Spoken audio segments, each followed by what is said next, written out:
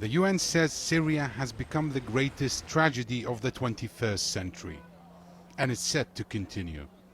Over 20 families arrived here near the Kilis camp 2 weeks ago, hoping to find a spot at an already overwhelmed Turkish refugee camp. They sleep, eat, and wash in this open field. They've lost their homes in Syria.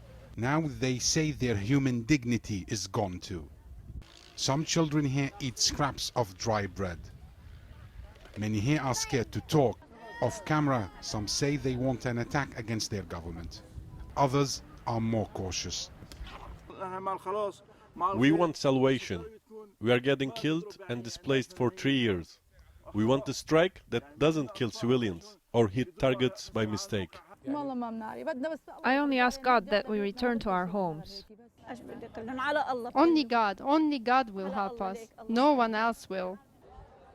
And despite the threat of a possible US military strike, the number of people going in and out of Syria is increasing.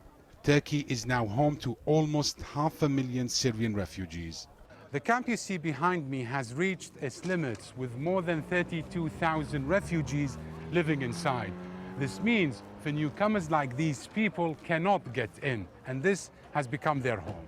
Just across the road inside the Kilis camp, the conditions are better and families live inside caravans.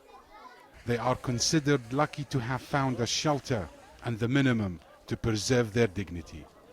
Many here welcome the possible strike against Syria, but there is deep suspicion of its real intent. I'm not sure if the West will sincerely stand by us. I fear that the strike won't be aimed at the regime. Maybe they'll strike the revolutionaries and regime sites as well.